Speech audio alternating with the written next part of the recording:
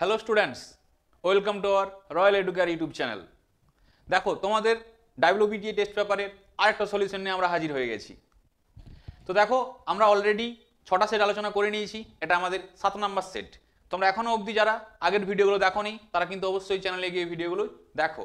শুধু ভৌত বিজ্ঞান নয়, আমাদের এখানে বাংলা, ইংরেজি, ইতিহাস, ভূগোল, জীবনবিজ্ঞান, ম্যাথামেটিক্স সমস্ত সাবজেক্টেরই সলিউশন কিন্তু তোমাদের প্লেলিস্টে রাখা আছে। আর শুধু ডাব্লিউবিটিএ টেস্ট পেপার নয়, এবিটিএ টেস্ট পেপারও সলিউশনে কিন্তু প্লেলিস্টে রাখা আছে। তোমরা চ্যানেলের হোম পেজে গিয়ে করে প্লেলিস্ট অপশানে যাবে, সেখানে দেখবে তোমাদের ডাব্লিউবিটিএ অ্যান্ড এবিটিএ এই দুটোর জন্য প্লেলিস্ট কিন্তু বানানো আছে। তো চলো আজকে আমরা শুরু করি আমাদের 7 নাম্বার যে সেটটা আছে, 7 নাম্বার সেটের কোশ্চেন অ্যান্সারগুলো।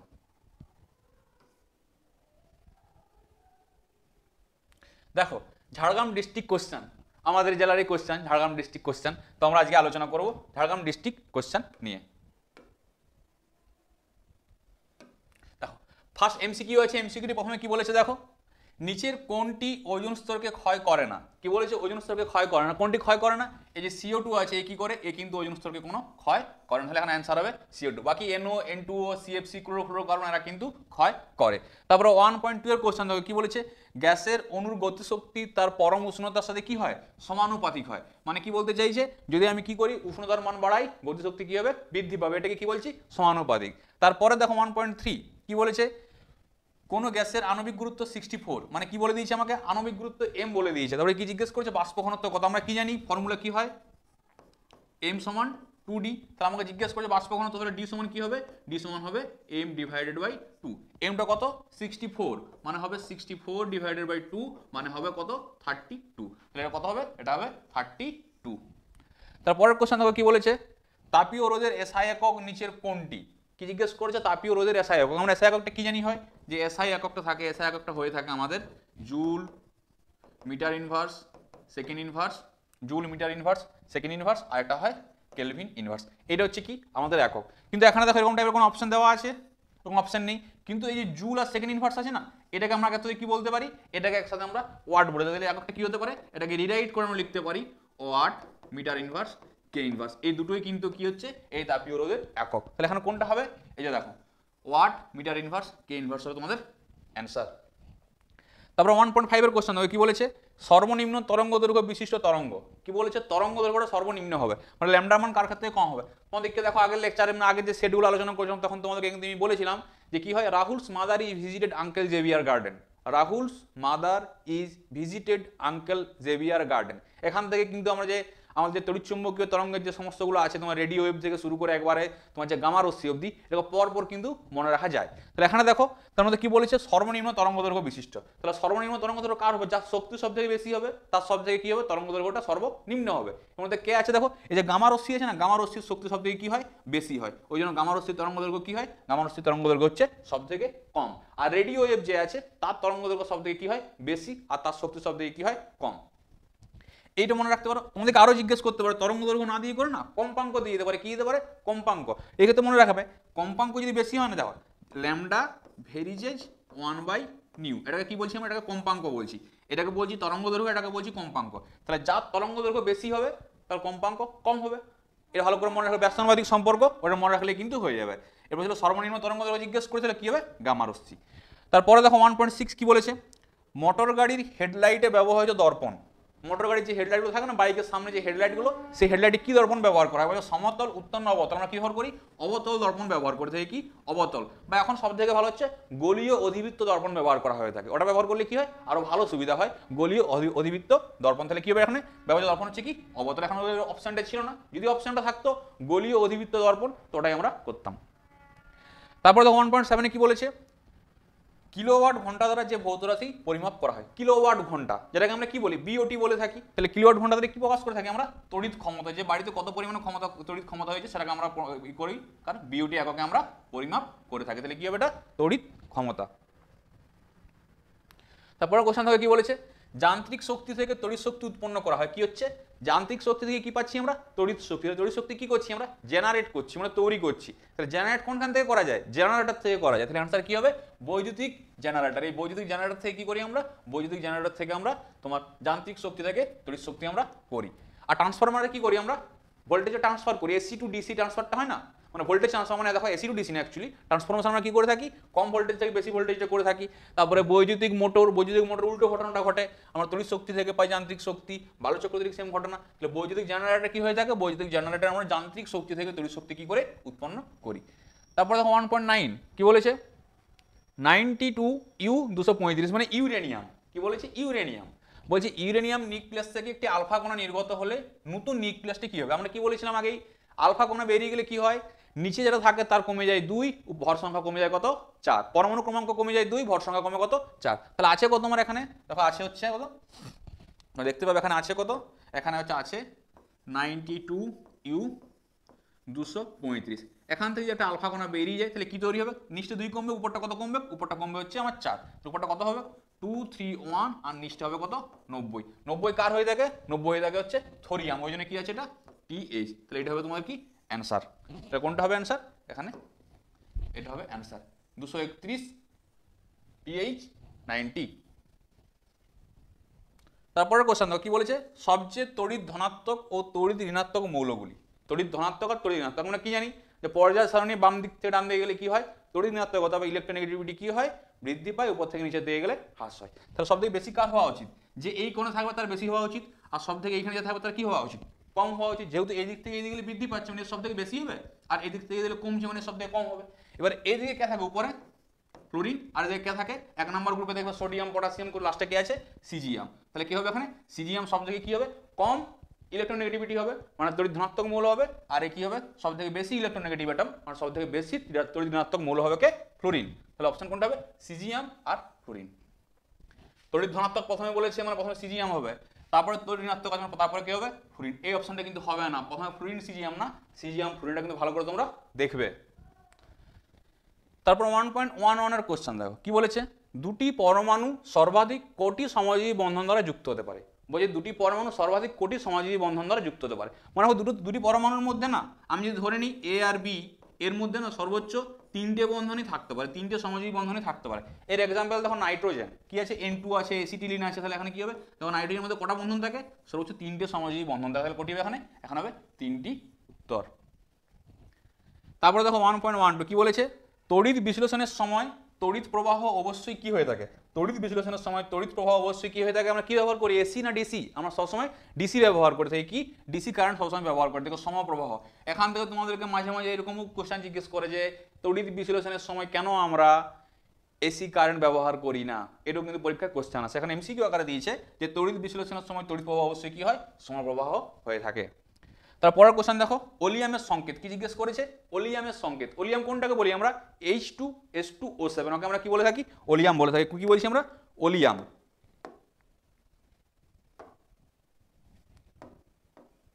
কি বলছি আমরা ওলিয়াম H2S2O7, একে আমরা কি বলে থাকি, একে আমরা বলছি ওলিয়াম। একে কোনখান থেকে পাই আমরা, একে পাই আমরা যখন আমরা কি করি SO3 সালফার ট্রাইঅক্সাইডের সাথে H2SO4 এর বিক্রিয়া করি তখন আমরা পাই ওলিয়াম। তাহলে ওলিয়াম কি, ওলিয়ামের সংকেত হচ্ছে H2S2O7, ওলিয়ামের সংকেত হচ্ছে কি H2S2O7, H2S2O7 হচ্ছে কার সংকেত ওলিয়ামের সংকেত।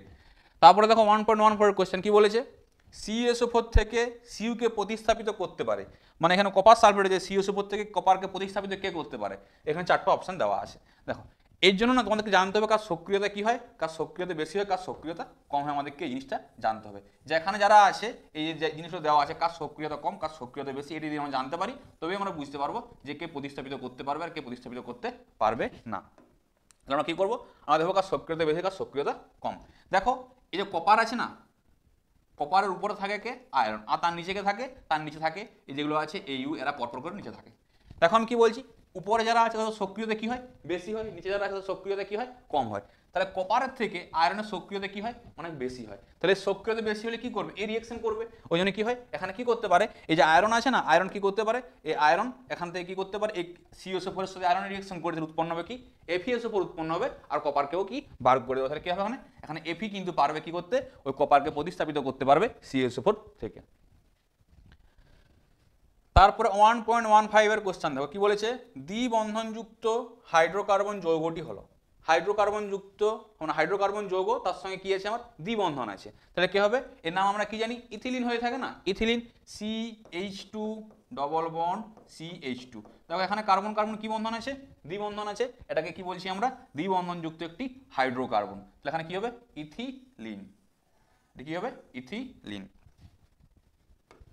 দেখো তাহলে আমাদের এমসিকিউ শেষ। এবার দেখো বিভাগ খ, বিভাগ খতে প্রথমে কি বলেছে, প্রথমে দেখো কি কোশ্চেন দেওয়া আছে, প্রথমে বলেছে যে বায়োগ্যাস উৎপাদনে কোন ব্যাকটেরিয়া দায়ী, কোন ব্যাকটেরিয়া দায়ী বায়োগ্যাস উৎপাদনে, মিথানোজেনিক, কি হয় মিথানোজেনিক ব্যাকটেরিয়া দায়ী হয়ে থাকে, তাহলে এখানে কি হবে মিথানোজেনিক, এই ব্যাকটেরিয়াটা দায়ী হয়ে থাকে এই বায়োগ্যাস উৎপাদনে, এই মিথানোজেনিক ব্যাকটেরিয়া দায়ী। তারপরে জিজ্ঞেস করেছে একটি মানে পুনর্নবীকরণ শক্তির নাম জিজ্ঞেস করে, কি হবে তাহলে জোয়ার ভাটা শক্তি আছে, তারপরে তোমাদের বায়ু শক্তি আছে, সূর্য শক্তি আছে, এগুলো সবগুলো কি হচ্ছে আমাদের যে পুনর্নবীকরণযোগ্য শক্তি, মানে কি বলে এটা জোয়ার ভাটা, জোয়ার ভাটার যে শক্তি তাকে আমরা বলছি কি এটা অপ্রচলিত শক্তি আমরা বলে থাকি। তারপরে দেখো 2.2 জিজ্ঞেস করেছে বায়ুমণ্ডলের কোন স্তরে কৃত্রিম উপগ্রহ থাকে, কি বলেছে কোন স্তরে কৃত্রিম উপগ্রহ, এক্সোস্ফিয়ারে কি থাকে কৃত্রিম উপগ্রহ থাকে, কোথায় থাকে এক্সোস্ফিয়ারে কৃত্রিম উপগ্রহ কোথায় থাকে, এটা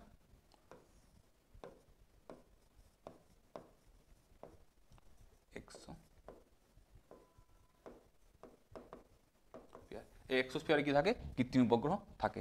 তারপরে দেখো কোশ্চেন জিজ্ঞেস করেছে কি, তারপরে জিজ্ঞেস করেছে কি যে এসআই পদ্ধতিতে সার্বজনীন গ্যাস ধ্রুবকের মান কত, মানে সার্বজনীন গ্যাস ধ্রুবক কে আর এর মান জিজ্ঞেস করেছে, আর এর মান কি হয়ে থাকে এসআই পদ্ধতিতে আমরা কি জানি 8.314 জুল কে ইনভার্স মোল ইনভার্স, এটা হচ্ছে কি আর এর এসআই পদ্ধতিতে একক। আর কি কি মান আছে, এটা জুল একক হলে 8.314 হয়, যদি আমরা আর্গে করি 8.314 ইন্টু 10⁷ হবে আর্গে, আর যদি আমরা লিটার অ্যাটমসফিয়ারে করি কত হয় 0.082 লিটার অ্যাটমসফিয়ার কে ইনভার্স মোল ইনভার্স হয় লিটার অ্যাটমসফিয়ার এককে। তারপরে দেখো 2.4 এর কোশ্চেন কি জিজ্ঞেস করেছে পরম শূন্য উষ্ণতায় আদর্শ গ্যাসের আয়তন কত হয়, কি জিজ্ঞেস করেছে পরম শূন্য উষ্ণতায় আদর্শ গ্যাসের আয়তন, আদর্শ গ্যাসের আয়তন পরম শূন্য উষ্ণতা মানে কোনটাকে বলি আমরা 0 কেলভিন উষ্ণতা বা -273°C আমরা কি বলি পরম শূন্য উষ্ণতা বলি, পরম শূন্য উষ্ণতা আয়তন কত হয়ে যায় আয়তন শূন্য হয়ে যায়, এখানে আয়তন কত হবে আয়তন হয়ে যায় শূন্য, শুধু আয়তন না ওই চাপও কি হয়ে যায় কিন্তু শূন্য হয়ে যায়, তোমাকে জিজ্ঞেস করতে পারে পরম শূন্য উষ্ণতায় চাপ কত হয়, পরম শূন্য উষ্ণতায় চাপও কিন্তু শূন্য হয়ে যায়। তারপরের কোশ্চেন দেখো 2.5 কি বলেছে 2.5 এ যে তরলের আপাত প্রসারণ গুণাঙ্ক ও প্রকৃত প্রসারণ গুণাঙ্কের মধ্যে সম্পর্ক লিখো, আপাত প্রসারণ গুণাঙ্ক ও প্রকৃত প্রসারণ গুণাঙ্কের মধ্যে আমাকে সম্পর্ক জিজ্ঞেস করে, সম্পর্ক কি জানি আমরা সম্পর্ক হয়ে থাকে আপাত প্রসারণ গুণাঙ্ক সমান কি হয় প্রকৃত প্রসারণ গুণাঙ্ক যুক্ত পাত্রের উপাদানের আয়তন প্রসারণ, এটা যোগ করলে আমরা কি পেয়ে যাই, এটা যোগ করলে আমরা এই দুটো জিনিস পেয়ে যাই যে এর প্রসারণ গুণাঙ্ক সমান প্রসারণ গুণাঙ্ক প্লাস এর প্রসারণ গুণাঙ্ক বা এটা প্রসারণ কিন্তু তোমরা লিখতে পারো। তাহলে আপাত প্রসারণ সমান প্রকৃত প্রসারণ যুক্ত পাত্রের উপাদানের প্রসারণ বা এর গুণাঙ্ক সমান এর গুণাঙ্ক যুক্ত এর গুণাঙ্ক, এটা হচ্ছে কি সম্পর্ক। তারপরে 2 পয়েন্ট অথবা কোশ্চেনটা দেখো কি বলেছে পাত্রের প্রসারণের উপর তরলের কোন প্রসারণ নির্ভর করে, বলছে পাত্রের প্রসারণ এর উপর কোনটা নির্ভর করে আপাত নির্ভর করে না প্রকৃতি নির্ভর করে, প্রকৃত কিন্তু নির্ভর করে না, প্রকৃত হচ্ছে যে জলের নিজস্ব ধর্ম আর আপাত হচ্ছে কি জল প্লাস পাত্র ওই দুটো ধর্ম। কোশ্চেনটি জিজ্ঞেস করেছে কি এখানে দেখো কোশ্চেনটি জিজ্ঞেস করেছে পাত্রের প্রসারণ, পাত্রের প্রসারণের উপর তরলের কোন প্রসারণ নির্ভর করে, তাহলে কোন প্রসারণ নির্ভর করবে আয়ত প্রসারণ গুণাঙ্ক, আপাত যে প্রসারণ গুণাঙ্কটা আছে এটাই কি করবে এটা নির্ভর করবে ওই পাত্রের প্রসারণের উপর।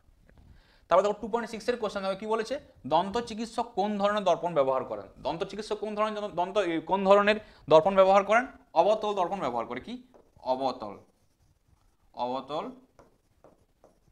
দর্পণ ব্যবহার করেন। তারপরে দেখো জিজ্ঞেস করেছে কি 2.7 কোন ধরনের দর্পণ সর্বদা অসৎ ও খর্বাকৃতি প্রতিবিম্ব গঠন করে, সর্বদা কি বলেছে অসৎ আর খর্বাকৃতি, কি হবে উত্তল দর্পণ সর্বদা কি করে থাকে অসৎ ও খর্বাকৃতি ব্যবহার কি হবে তোর তাহলে উত্তল দর্পণ ব্যবহার করলে আমরা অলওয়েজ কি পাবো? অলওয়েজ অসৎ ও খর্বাকৃতি প্রতিবিম্ব আমরা দেখতে পাবো। তারপরে দেখো 2.8 এর কোশ্চেন কি বলেছে? বলছে পৃথিবীর বিভব কত? পৃথিবীর বিভব হয় কত? 0। মনে রাখবে পৃথিবীর বিভব কত হয়ে থাকে? 0 হচ্ছে কি পৃথিবীর বিভব। পৃথিবীর বিভব কত হয়ে থাকে? 0। তারপর 2.9 এর কোশ্চেন দেখো কি জিজ্ঞেস করছে? দুটি অঅহমীয় পরিবাহীর উদাহরণ। অঅহমীয় পরিবাহী মানে যারা অহমীয় সূত্র মেনে চলে না তাদেরকে আমরা বলি অঅহমীয় পরিবাহী। এর উদাহরণ হলে কি কি হয়? সিলিকন আর জার্মেনিয়াম হবে। কি হবে? একটা হবে সিলিকন আর জার্মেনিয়াম। সিলিকন আর একটা কি বলছি আমরা? জার্মেনিয়াম আর সিলিকন হচ্ছে কি অঅহমীয় পরিবাহী। SI আর জি হচ্ছে কি এর উদাহরণ। তাহলে সিলিকন আর জার্মেনিয়াম হচ্ছে কি অঅহমীয় পরিবাহী।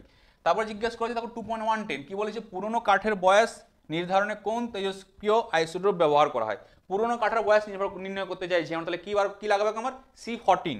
কোন আইসোটোপ কাজে লাগে? C14। এই কার্বনের এই তেজস্ক্রিয় আইসোটোপটা কাজে লাগে। আর পৃথিবীর বয়স বললে কি হবে? ইউরেনিয়াম খনিতে ইউরেনিয়াম আইসোটোপ কিন্তু কাজে লাগে পৃথিবীর বয়স নির্ধারণ করতে। তারপরে দেখো জিজ্ঞেস করেছে ভর ত্রুটি ও বন্ধন শক্তির মধ্যে সম্পর্ক লিখো।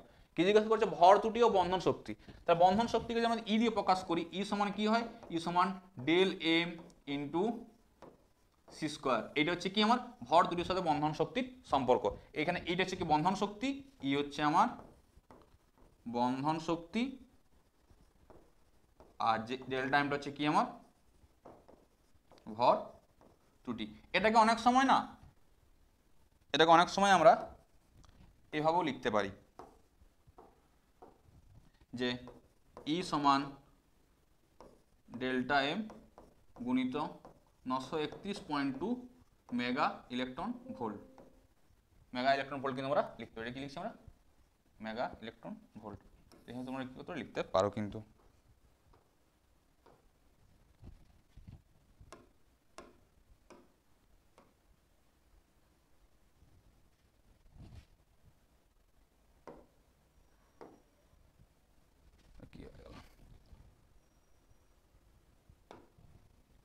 এটা কি লিখতে পারি আমরা? এটাকে লিখতে পারি কিন্তু আমরা মেগা ইলেকট্রন ভোল্ট হিসাবে আমরা এটাকে কি বলছি আমরা? এটা হচ্ছে মেগা ইলেকট্রন ভোল্ট হিসাবে আমরা কি করতে পারি? বলতে পারি। ডেল্টা এক্স সমান কি হবে?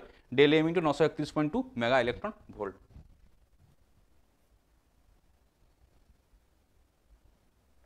তারপরের কোশ্চেন দেখো কি বলেছে? বাম স্তম্ভ ডান স্তম্ভ আলাদা বলেছে। এদিকে দেওয়া আছে ক্ষার ধাতু। ক্ষার ধাতু কে হয়? কোনটাকে ক্ষার ধাতু বলি? গ্রুপ 1 যারা থাকে তাদেরকে আমরা কি বলি? ক্ষার ধাতু বলি। আর গ্রুপ 2 তে যারা থাকে তাদেরকে বলি আমরা ক্ষারীয় মৃত্তিকা। তাহলে গ্রুপ 1 এর সাথে কে আছে এখানে দেখো? সোডিয়াম হচ্ছে কি এটা হয়ে যাবে কি ক্ষার ধাতু। অভিজাত মৌল কোনটা হচ্ছে এখানে? অভিজাত মৌল হচ্ছে আর্গন। হিমাটাইট যে ধাতুর আকরিক। হিমাটাইট কোন ধাতুর আকরিক? আয়রনের। আর থার্মিট পদ্ধতির বিজারক কে হয়? অ্যালুমিনিয়াম। এটা হচ্ছে বাম স্তম্ভ ডান স্তম্ভ হয়ে গেল। তারপরে দেখো কি জিজ্ঞেস করেছে? একটি সমযোজী যৌগের উদাহরণ দাও যা জলে দাব্য। কি বলছে? সমযোজী যৌগ যেটা কি হবে? জলে দাব্য হবে। এরকম সমযোজী যৌগ কে আছে? চিনি, গ্লুকোজ, ফ্রুক্টোজ, HCl সবগুলো কি হচ্ছে? সমযোজী যৌগ যেগুলো কি হয়? জলে দাব্য হয়। তাহলে কি হবে এটা? এটা হবে চিনি হবে বা গ্লুকোজ, বা তুমি ভাবতে পারো যেটা বললাম HCl, সবগুলো কি হয়? সমযোজী যৌগ, কিন্তু কোথায় দ্রবীভূত হয়? জলে। তারপরে জিজ্ঞেস করেছে সোনার তড়িৎ লেপনে তড়িৎ বিশ্লেষ্য হিসাবে কি নেওয়া হয়? দেখো সোনার তড়িৎ লেপন করছি আমরা, কি নেবো তাহলে এখানে তড়িৎ বিশ্লেষ্য হিসাবে? আমরা যদি সোনার তড়িৎ লেপন করি আমরা ব্যবহার করি KAuCN এর হোল 2। যার তড়িৎ লেপন করবো তারই আমাকে তড়িৎ বিশ্লেষ্য নিতে হবে। তাহলে আমি সোনার তড়িৎ লেপন করতে চাইছি, দেখো সোনার একটা তড়িৎ বিশ্লেষ্য ব্যবহার করেছি, হয়ে গেল। পটাশিয়াম অ্যারোসায়ানাইডের জলীয় দ্রবণ ব্যবহার করলে হয়ে যায় KAuCN এর হোল 2 বা পটাশিয়াম অ্যারোসায়ানাইডের জলীয় দ্রবণ। পটাশিয়াম অ্যারোসায়ানাইড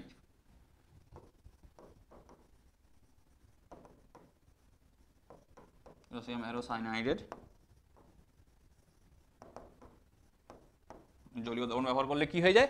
তড়িৎ লেপন হয়ে যায়। তারপর জিজ্ঞেস করেছে দেখো তামার তড়িৎ লেপনের তড়িৎ বিশ্লেষ্য হিসাবে কি নেওয়া হয়? দেখো আবার কি করেছে? তামার তড়িৎ লেপন মানে কি করব? তামারই কিছু একটা আমাকে নিতে হবে। তামার কি নিয়ে আমরা এখান থেকে ব্যবহার করি? Copper sulphate CuSO4। CuSO4 এর জলীয় দ্রবণ আমরা কি করতে পারি? আমরা জলীয় দ্রবণ আমরা ব্যবহার করতে পারি। তারপরে নেক্সট কোশ্চেন দেখো কি বলেছে? উষ্ণতা বাড়লে তড়িৎ বিশ্লেষ্যের রোধ বাড়ে না কমে? দেখো তড়িৎ বিশ্লেষ্য মানে কি? যারা তড়িৎ পরিবহনে সক্ষম। আর তড়িৎ বিশ্লেষ্য বলছি এবার উষ্ণতাকে বৃদ্ধি করছে, তাহলে কি হবে? দেখো কিন্তু এমনি পরিবাহী তার ছিল না, তার ক্ষেত্রে কি হয়, উষ্ণতা বাড়ালে রোধ কি হয়, বেড়ে যায়। উষ্ণতা বাড়ালে রোধ বাড়ে কার ক্ষেত্রে, যদি পরিবাহী হয়ে থাকে। কিন্তু তড়িৎ বিশ্লেষণের ক্ষেত্রে কি হয়, যদি উষ্ণতা বাড়াই আমি তখন রোধ রেখে আস্তে আস্তে কমে যায়। কারণ দেখো যদি উষ্ণতা বাড়াই, তড়িৎ বিশ্লেষণের ক্ষেত্রে কি হয়ে থাকে, আয়ন তড়িৎ পরিবহন করে থাকে। যে তড়িৎ বিশ্লেষণের ক্ষেত্রে যে আয়নগুলো উৎপন্ন হয়, আয়নগুলো কি করছে, মুভ করছে, এক জায়গা থেকে অন্য জায়গায় স্থানান্তরণ হচ্ছে, তার ফলে কি হচ্ছে আমার তড়িৎ বিশ্লেষণ, তার ফলে আমার তড়িৎটা পরিবহন হচ্ছে।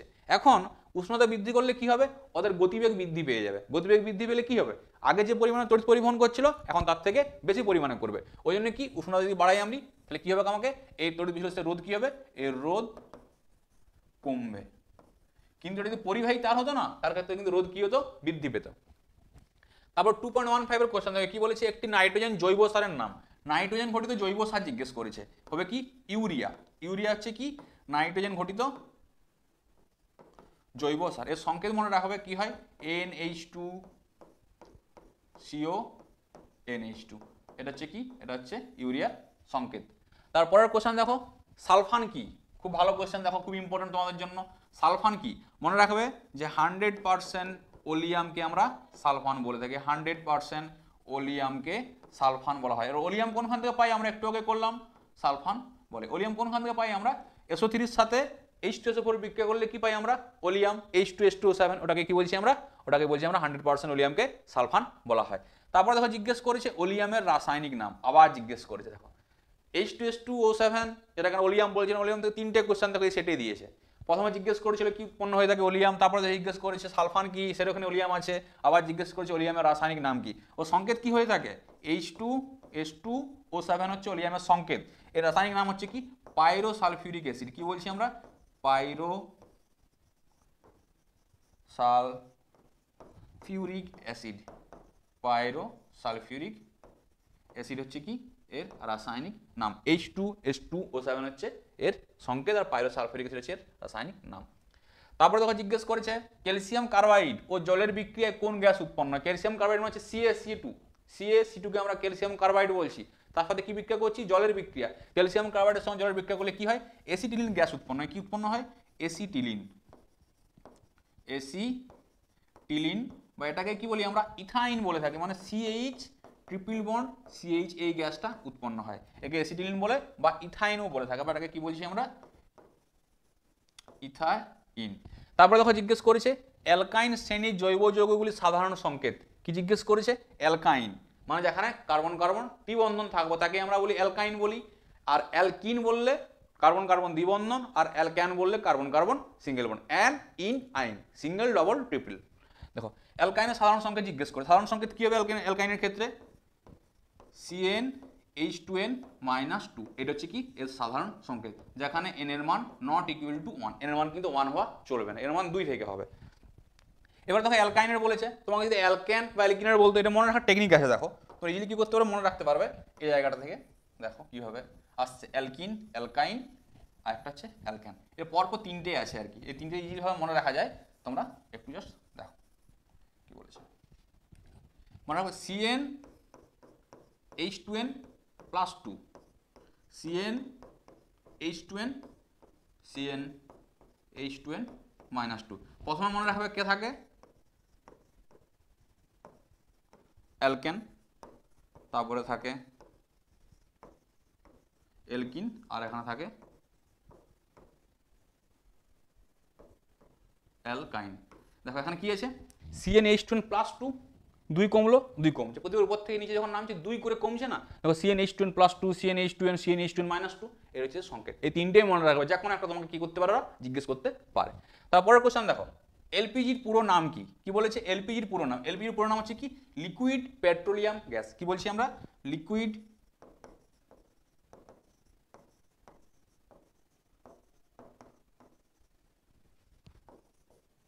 কি বলছি আমরা, লিকুইড পেট্রোলিয়াম গ্যাস হচ্ছে কি এর পুরো নাম। আমরা কি করব, এর পরেরটাতে যাব। কি বলেছে দেখো, বিভাগ গ। তাহলে আমাদের 1 নম্বরের এমসিকিউ শেষ হয়ে গেছে, আর তারপরে যে 1 নম্বরে যে লেখা কোশ্চেনগুলো থাকে সেগুলো শেষ হয়ে গেছে। এরপর আমরা কি করব, 2 নম্বরের কোশ্চেন আলোচনা করব।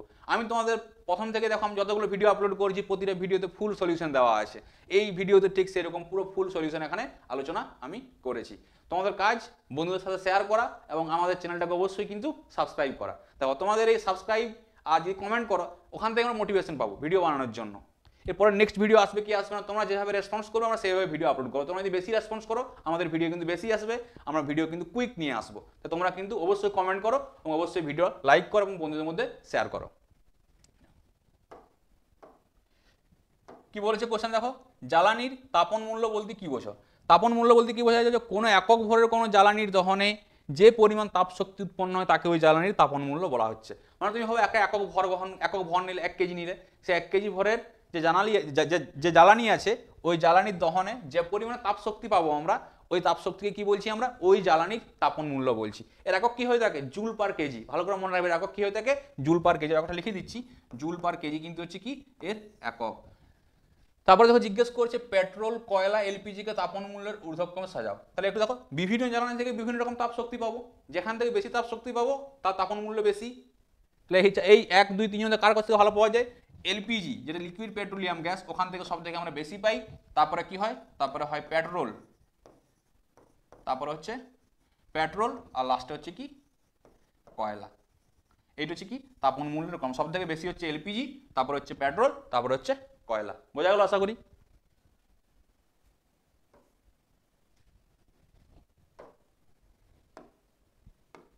তো নেক্সট কোশ্চেন দেখো কি বলেছে, এখানে অঙ্ক করতে দিয়েছে। অঙ্কটা কি বলেছে দেখো, প্রমাণ চাপ ও উষ্ণতায় একটি গ্যাসের আয়তন 1 লিটার, চাপ স্থির রেখে গ্যাসটিকে উত্তপ্ত করলে কোন উষ্ণতায় আয়তন 3 লিটার হবে। দেখো গ্যাসের অঙ্ক করার সিস্টেম হচ্ছে, তোমার অঙ্ক ভয় পাওয়ার কিছু নেই, অঙ্ক কিন্তু করা খুব ইজি। তোমাকে অঙ্ক দেখতে হবে, ভালো করে পড়বে, কি ভ্যালু দেওয়া আছে প্রথমে ভালো করে দেখবে, তারপরে কি করবে, কি বার করতে দিয়ে সেটা দেখবে, তারপরে ওই জিনিসের মধ্যে কি সম্পর্ক জানো সেটা দেখবে। আর একটা জিনিস মনে রাখবে, যখন যোগ করবে একই এককের সঙ্গে একই একক যোগ করবে, বা একই এককের সাথে একই একক কিন্তু বিয়োগ হবে। এরকম হবে না যে আমি গরুর সাথে ছাগলকে বিয়োগ করে দিচ্ছি, সবসময় গরুর সাথে গরুকেই যোগ হবে। 5টা গরু প্লাস 5টা গরু সমান 10টা গরু হবে, 5টা গরু প্লাস 5টা ছাগল মানে কোনোদিনও কিন্তু 10টা গরু বা 10টা ছাগল হবে না। এটা কিন্তু ভালো করে মাথায় রাখবে। ওই একক কনভার্সনটা বা ইউনিট কনভার্সন ঠিকঠাক করতে পারলে কিন্তু তোমাদের অবশ্যই কিন্তু কি হয়ে যাবে, অ্যান্সার ঠিকঠাক চলে আসবে। ওই ইউনিট কনভার্সনটা এদিক সেদিক হয় বলে অ্যান্সারটা কিন্তু আসতে চায় না, নাহলে কিন্তু ম্যাথ কিন্তু যথেষ্ট সহজ। দেখো কিভাবে করছি, কি বলেছে এখানে তোমাকে প্রথমে দেখো বলে দিয়েছে কি উষ্ণতা একটি গ্যাসের আয়তন 1 লিটার আমাকে বলে দিয়েছে। তাহলে প্রমাণ চাপ ও উষ্ণতা মানে কি বলেছে ওখানে?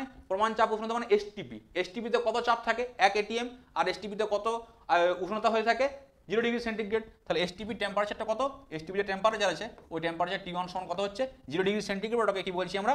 273 কেলভিন। আয়তন কত?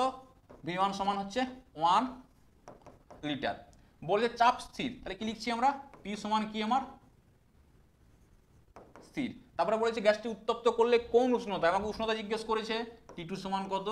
এরপর দেখো জিজ্ঞেস আয়তন 3 লিটার, মানে V2 সমান কত হবে? 3 লিটার। তাহলে একটা জিনিস দেখো, P স্থির, P স্থির মানে কোন ফর্মুলা ইউজ করবো আমরা? চার্লসের ফর্মুলা। যদি আমার স্থির থাকতো এখানে T, তাহলে ইউজ করতাম আমরা কি ফর্মুলা? বয়েলের ফর্মুলা। তাহলে যেহেতু এখানে P স্থির আছে সঙ্গে সঙ্গে ইউজ করবো কার? চার্লসের ফর্মুলা। চার্লসের ফর্মুলা কি জানি আমরা? যে V1 বাই T1 সমান V2 বাই T2। তো তোমাকে কোনটা জিজ্ঞেস করছে দেখো, সব ভ্যালু দেওয়া আছে, T2 জিজ্ঞেস করছে। দেখো এটাও লিটার, এটাও লিটার। এখানে যদি উল্টো পাল্টা থাকতো আমাকে কিন্তু কনভার্সন করতে হতো একই এককে। তাহলে এখানে দেখো কি আছে, V1 এর মান কত? 1, T1 এর মান কত? 273 সমান V2 এর মান কত? 3। তাহলে V2 এর মানটা কত দেওয়া আছে? V2 এর মানটা দেওয়া আছে 3 আর T2। তাহলে T2 সমান কত হবে? T2 সমান হবে 3 গুণিত 273, মানে 3 3 কে 9 আর 3 7 81 এত কেলভিন। এত কেলভিন উষ্ণতায় কি হবে? আয়তন আমার 3 লিটার হবে। উষ্ণতাকে তোমরা চাইলেই কিন্তু কিসে কনভার্ট করতে পারো? ডিগ্রি সেন্টিগ্রেডে কনভার্ট কিন্তু চাইলে তোমরা করতে পারো। আর যদি মনে হয় যে করার দরকার নেই, না করলেও পারো, এখানে করলেও কিন্তু স্যাররা নাম্বার অবশ্যই দিয়ে দেবে। যদি কেউ পারো কনভার্ট করে দেবে। কি করতে হবে? কিছুই না, 273 বিয়োগ করে দাও, এখান থেকে ডিগ্রি সেন্টিগ্রেড অটোমেটিক কি হবে? চলে আসবে। তোমরা একটা কাজ করো তাহলে 273 মাইনাস করে ডিগ্রি সেন্টিগ্রেডের অ্যান্সারটা আমাকে অবশ্যই কমেন্ট করো। তোমরা কিন্তু ভিডিওতে কমেন্ট করো না, আর ভিডিও দেখছো তখন ধরে আমি খেটে করে ভিডিও বানাচ্ছি, তোমার কমেন্ট করতে কি অসুবিধা? একটু কমেন্ট তো করে দিতে পারো। যেমন কমেন্ট করবে সেরকম আমাদের ইন্সপিরেশন আসবে তোমাদের কাছ থেকে, তোমরাই মোটিভেশন ভিডিও বানানোর জন্য। তো অবশ্যই তোমরা কিন্তু এই যে কেলভিন টেম্পারেচার আছে এখানে কি করো, এটাকে বিয়োগ করে তোমরা কিন্তু ডিগ্রি সেন্টিগ্রেডে অ্যান্সারটা আমাকে কমেন্ট বক্সে অবশ্যই কমেন্ট করে জানাও।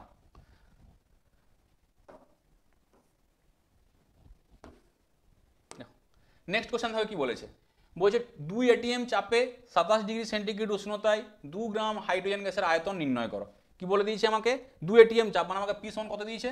আমাকে পি সমান দিয়েছে 2 ATM। আগেই বললাম অঙ্ক করার সিস্টেম কি ভ্যালু দেওয়া আছে লিখে নেবো, তারপর আমরা কি করবো, কি জিজ্ঞেস করছি আমরা সেইটা দেখবো। তারপরে দেখো কি বলেছে 27 ডিগ্রি উষ্ণতা, মানে টি সমান কত 27 ডিগ্রি। আর কি বলেছি যে গ্যাসের অঙ্ক করার সময় আমাকে সবসময় উষ্ণতাকে কিসে কনভার্ট করতে হবে, কেলভিনে। তখন কত হবে, এটা সমান হবে 300 কেলভিন। তারপরে দেখো কত হবে, উষ্ণতায় 2 গ্রাম হাইড্রোজেন গ্যাস, মানে আমাকে হাইড্রোজেন গ্যাসের ওজন দিয়ে দিয়েছে কত 2 গ্রাম। আয়তন নির্ণয় করতে দিয়েছে ভি সমান কত, আর তার সঙ্গে তোমাকে আর এর মান তোমাকে কত বলে দিয়েছে 0.082 লিটার অ্যাটমসফিয়ার কে ইনভার্স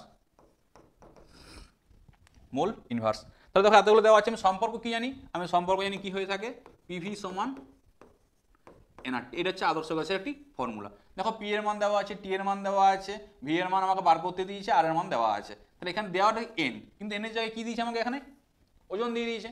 মোল সংখ্যা সমান আমরা কি জানি, যে ওজন দেওয়া থাকে সেই ওজন ডিভাইডেড বাই কি হয় মলিকুলার মাস বা আণবিক ভর। তাহলে এটা ভালো করে মনে রাখবে যে যা কোনো জিনিসের মোল সংখ্যা আমরা কি করে নির্ণয় করি, ওজন ডাব্লু বাই কি হয়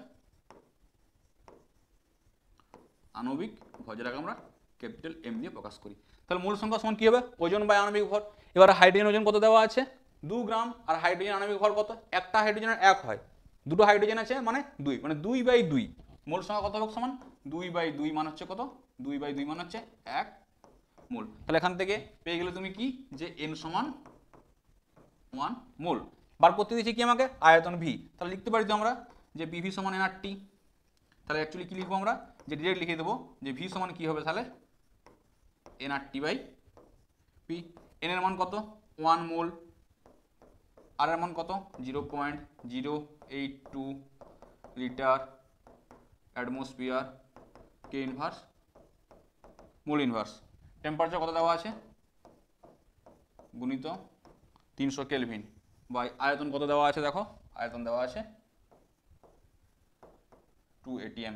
দেখো মোল মোলে কেটে যাবে কেলভিন, কেলভিনে কেটে যাবে এটিএম, এটিএমে কেটে তাহলে পড়ে থাকবে কি লিটার, আর আয়তন একক কি হয়ে থাকে লিটারেই হয়ে থাকে। দেখো অটোমেটিক অ্যান্সার তাহলে কি আছে, তাহলে এখানে যে তোমার এককগুলো ছিল এককগুলো সম্পূর্ণ ঠিক আছে। কাটাকাটি করো, কত হবে এটাকে কাটলে 150, তাহলে একটা শূন্য দিকে চললে কত হবে 0.82 গুণিত 15। এবারে 0.82 গুণিত 15 মানে কত হচ্ছে 12.3 লিটার হবে এর অ্যান্সার। তাহলে আয়তন কত হবে 12.3 লিটার। আশা করি তোমরা অঙ্কটা বুঝতে পেরেছো। যদি অঙ্কটা বুঝতে না পারো কমেন্ট বক্সে অবশ্যই কিন্তু কমেন্ট করো, আমি নেক্সট ভিডিও যখন আসবে নেক্সট ইয়ের সেটের তখন কিন্তু আমি এটা অবশ্যই আলোচনা করে দেবো। তারপরে দেখো জিজ্ঞেস করেছে কি, যে উত্তর লেন্সের আলোক কেন্দ্র কাকে বলে। দেখো সংজ্ঞা তোমার আমি লিখে রেখেছি আগে থেকে, উত্তর লেন্সের আলোক কেন্দ্র কাকে বলে, বলছি উত্তর লেন্সের প্রধান অক্ষ, মানে এটাকে প্রধান অক্ষ বলছি, এই প্রধান অক্ষটা দেওয়া আছে, দেখো যে এটা প্রধান অক্ষ, আমার এই প্রধান অক্ষ দেওয়া আছে। প্রধান অক্ষের উপর বলছে এমন একটি বিন্দু হবে যে বিন্দুর মধ্য দিয়ে আলোক রশ্মি যদি পাঠাই তাহলে সেখানে কি হবে, না কোনো চ্যুতি হবে না কোনো পার্শ্ব সরণ হবে, সেই বিন্দুটাকে আমরা কি বলছি, সেই বিন্দুটাকে বলছি আলোক কেন্দ্র। তাহলে এখানে যে এই বিন্দুটা এসছে এই বিন্দুটাকে আমরা কি বলছি আলোক কেন্দ্র বলছি। তারপর নেক্সট কোশ্চেন দেখো কি বলেছে, দিনের বেলায় আকাশ নীল দেখায় কেন। আমরা যখন আকাশকে দেখি কি দেখতে পাই, নীল আলো দেখতে পাই, নীল দেখতে পাই গোটা আকাশটাকে, আকাশ নীল হয় না, তাহলে কেন হয় ওটা দেখো। দেখো এমনিতে কি জানি আমরা, যে বায়ুমণ্ডলে কি হয়, বায়ুমণ্ডলে সূর্যরশ্মি যে থাকে সূর্যরশ্মির বিক্ষেপণ ঘটে, আর বিক্ষেপণটা দেখো রেলের সূত্র অনুযায়ী হয়। রেলের সূত্রে কি বলেছে, যে বিক্ষেপণের যে তীব্রতা কার উপর নির্ভর করবে, ভেরিয়েজ 1/λ⁴, মানে যে ওয়েভলেন্থ থাকে তার চতুর্থ ঘাতের সাথে ব্যস্তানুপাতিক হয়, মানে যার ল্যামডা ভ্যালুটা কি হবে, যার ল্যামডা ভ্যালু যত কম তার বিক্ষেপণ কি হবে তত বেশি হবে। এবার আমরা কি জানি, এই যে বেগুনিয়ার নীল আলো থাকে না, এই বেগুনিয়ার নীলের কি হয় ল্যামডাটা সব থেকে কি হয় কম হয়ে থাকে, তাদের বিক্ষেপণের পর কি হবে ওদের তীব্রতা সব থেকে বেশি হবে, আর যে তীব্রতা বেশি হবে মানে কি করবে ওরা বেশি ছড়িয়ে পড়বে, আর ছড়িয়ে পড়ার পর এবার দেখো তাহলে কোনটা বেশি দেখা উচিত ছিল, অ্যাকচুয়ালি আমার তাহলে বেগুনি দেখা উচিত ছিল আমার, বেগুনির যেহেতু সব থেকে ল্যামডা কম মানে এর সব থেকে কি হবে বেশি ছড়িয়ে পড়বে তারপরে নীল হওয়া উচিত। কিন্তু দেখো এই বেগুনি আর নীলের মধ্যে না আমাদের চোখে বেগুনির থেকে নীলটা বেশি কি হয় সংবেদনশীল, আমরা দূরের মধ্যে কি হয় বেগুনির থেকে নীলটাকে বেশি সংবেদনশীল, মানে কি মানে আমরা ভালো বুঝতে পারি ভালো দেখতে পারি কোনটাকে নীলটাকে, ওই জন্য কি হয় আমরা কি করি আকাশটাকে আমরা সবসময় নীল দেখতে পাই, এটা হচ্ছে কারণ। তোমরা অবশ্যই লিখে নিতে পারবে, আশা করি বুঝেও গেছো, না বুঝতে পারলে অবশ্যই কিন্তু কমেন্ট করো। তারপরের কোশ্চেন দেখো বলেছে কি, তড়িৎচালক বল ও বিভব প্রবাহের মধ্যে পার্থক্য। তড়িৎচালক বল ও বিভব প্রবাহের মধ্যে পার্থক্য জিজ্ঞেস করেছে। তোমরা দেখো 5খানা পার্থক্য আমি লিখে রেখেছি। এই নীল কালার এটা লেখা আছে তড়িৎ চালক বলের পার্থক্য, আর যেটা একটু হালকা করে দেখো ইউরো টাইপের কালারে লেখা আছে সেটা হচ্ছে কার বিভব প্রভেদের পার্থক্য লেখা আছে। তোমরা চাইলে এটা কিন্তু এই সাইডে তড়িৎ চালক বল, এই সাইডে বিভব পার্থক্য হিসাবে লিখতে পারো, কিন্তু আমি এটাকে একটা পয়েন্ট দিয়ে লিখে দিয়েছি এবং আলাদা কালি দিয়ে লিখে দিয়েছি, তো বুঝতে সুবিধা হয়। আশা করি তোমরা বুঝতে পারছো। দেখো কি বলেছে যে মুক্ত বর্তনীতে তড়িৎ কোষের দুই মেরুর ধনাত্মক ও ঋণাত্মক মেরুর মধ্যেকার বিভব পার্থক্যকে আমরা তড়িৎ চালক বল বলে থাকি। আর বিভব প্রভেদ কোনটাকে বলছি আমরা? আবদ্ধ বর্তনীতে তড়িৎ কোষের দুই মেরুর মধ্যে বিভব পার্থক্যের মানকে আমরা কি বলি? বিভব প্রভেদ বলে থাকি। তড়িৎ চালক বলকে আমরা পোটেনশিওমিটারের সাহায্যে মাপি, আর বিভব প্রভেদকে আমরা ভোল্টমিটারের সাহায্যে মাপি। এই পার্থক্যটা খুব ইম্পর্টেন্ট, পরীক্ষা কিন্তু এমসিকিউ জিজ্ঞেস করে থাকে কোন জিনিসটাকে মাপার জন্য আমরা কি যন্ত্র ব্যবহার করি। তারপরে দেখো এককগুলো ভালো করে মনে রাখবে। এখানে যে এর একক এমসিকিউ জিজ্ঞেস করতে পারে, এর একক হচ্ছে কি ভোল্ট, এর একক কি হয়ে থাকে কুলম্ব হয়ে থাকে। এটা দেখো এই পয়েন্টটা ভালো করে, এটা হচ্ছে কারণ আর এটা হচ্ছে কি ওর ফল। বিভব প্রভেদের এসআই একক, আচ্ছা এখানে এসআই এককটা কুলম্ব হবে না, এটা দেখো না, এটা এসআই একক ভোল্ট হবে এখানে, ঠিক আছে। তারপরে দেখো কি বলেছে, একটি আয়নীয় যৌগের উদাহরণ দাও যার আয়নগুলির অষ্টক অসম্পূর্ণ, যৌগটির ইলেকট্রন ডট দেখাও। কি বলেছে? আয়নগুলির অষ্টক অসম্পূর্ণ। অষ্টক অসম্পূর্ণ মানে বাইরের কক্ষে 8টা ইলেকট্রন পূর্তি হয়নি, তাকে আমরা কি বলছি? অষ্টক অসম্পূর্ণ। এরকম কে আছে দেখো, LiH, এইটা হচ্ছে একটা যৌগ যার বাইরের কক্ষে অষ্টক পূর্তি হয়নি, না লিথিয়ামের হয়েছে না হাইড্রোজেনের হয়েছে। এখানে Li কি হিসাবে থাকে? Li থাকে Li প্লাস আর হাইড্রোজেন থাকে হাইড্রোজেন মাইনাস। দেখো এর বাইরের কক্ষে দুটো ইলেকট্রন আছে, এর বাইরের কক্ষে দুটো ইলেকট্রন আছে। দেখো কারো কি অষ্টক পূর্তি হয়েছে? কারো কি বাইরের কক্ষে 8টা ইলেকট্রন হয়েছে? হয়নি। তাহলে এর ক্ষেত্রে এইটা হচ্ছে কি LiH। ইলেকট্রন ডট দেখাতে বলেছে। ইলেকট্রন ডট কি করে দেখাবো? দেখো লিথিয়াম ইলেকট্রন বিন্যাস কি জানি আমরা 2,1। এরপর কি আছে? এর বাইরের কক্ষে একটা ইলেকট্রন আছে, আর কে আছে এদিকে? হাইড্রোজেন, এর ইলেকট্রন বিন্যাস হচ্ছে 1, আর হাইড্রোজেন বাইরের কক্ষে একটা ইলেকট্রন আছে। এ কি করবে? এই ইলেকট্রনটা একে দিয়ে দেবে। তাহলে কি হবে? এখান থেকে উৎপন্ন হবে Li প্লাস। এখন এর বাইরের কক্ষে কটা ইলেকট্রন আছে? এর বাইরের কক্ষে দুটো ইলেকট্রনই আছে, আর এখন উৎপন্ন যে এখানে থেকে হাইড্রোজেন মাইনাস। এর বাইরের কক্ষে কটা ইলেকট্রন আছে? দুটো। তাহলে এখান থেকে উৎপন্ন করবে কি? উৎপন্ন করবে LiH। এটা হচ্ছে কি এর ইলেকট্রন ডট। বোঝা গেল আশা করি। তারপর দেখো নেক্সট কোশ্চেন কি বলেছে, ক্যালসিয়াম পরমাণুর ও ক্যালসিয়াম 2+ আয়নের মধ্যে কোনটি বেশি সুস্থিত এবং কেন? ক্যালসিয়াম কটা ইলেকট্রন থাকে বাইরের কক্ষে? দুটো, কারণ হচ্ছে 20টা ইলেকট্রন থাকে মোট, 2,8,8,2 হয়ে থাকে ইলেকট্রন বিন্যাস। এবার জিজ্ঞেস করেছে ক্যালসিয়াম 2+, মানে ওখান থেকে দুটো ইলেকট্রন বেরিয়ে গেছে, ওর বাইরে কক্ষে কটা ইলেকট্রন আছে? 8টা। তাহলে ক্যালসিয়াম ইলেকট্রন বিন্যাস কি হয়? যদি ক্যালসিয়াম লিখি আমরা, ক্যালসিয়ামের ইলেকট্রন বিন্যাস হচ্ছে 2,8,8,2, আর ক্যালসিয়াম 2+ এর হচ্ছে 2,8,8। দেখো যাদের বাইরের কক্ষে 8টা ইলেকট্রন থাকে না, তাদের কনফিগারেশনটা কার মতন হয়? নিষ্ক্রিয় গ্যাসের মতন হয় ইলেকট্রনিক কনফিগারেশনটা বা ইলেকট্রন বিন্যাসটা। আর নিষ্ক্রিয় গ্যাস প্রচুর স্থায়ী প্রকৃতির হয়। তাহলে এখানে কার স্থায়িত্ব বেশি হবে? ক্যালসিয়াম না ক্যালসিয়াম 2+? অবশ্যই ক্যালসিয়াম 2+ এর স্থায়িত্ব কি হবে? বেশি হবে। কেন? বাইরের কক্ষে কটা ইলেকট্রন আছে? 8টা ইলেকট্রন আছে। ওটাতে লিখেছি দেখো, ক্যালসিয়াম 2+ ও ক্যালসিয়াম পরমাণুর মধ্যে ক্যালসিয়াম 2+ আয়নটির স্থায়িত্ব বেশি। ক্যালসিয়াম 2+ আয়নটির ইলেকট্রন বিন্যাস নিষ্ক্রিয় গ্যাস আর্গনের মতন। আর্গনের বাইরের কক্ষে 4 ইলেকট্রন থাকে, ক্যালসিয়ামের ইলেকট্রন বিন্যাস ঠিক সমরূপ দেখতে হয়। ইলেকট্রন বিন্যাস লেখা আছে, বাইরের কক্ষে 8টি ইলেকট্রন থাকায় Ca2+ আয়নের অষ্টক পূর্তি হয় এবং স্থায়িত্ব কি হয়? বেশি হয়। তারপরে দেখো জিজ্ঞেস করেছে কি CCl4 এর লুইস ডট দেখাতে বলেছে। কার? CCl4 এর লুইস ডট। দেখো কার্বনের বাইরের কক্ষে কটা ইলেকট্রন থাকে? 4টা, আর ক্লোরিনের বাইরের কক্ষে থাকে 7টা। তাহলে কটা ক্লোরিন আছে এখানে? 4টা, আর কার্বন আছে কটা? একটা। তাহলে কার্বন কি করবে? প্রথমে থাকবে এরকম করে Cl, আর এখানে থাকবে Cl। তাহলে বাইরের কক্ষে সবাইকে করে দিয়ে যাচ্ছে 2 2 4 2 6।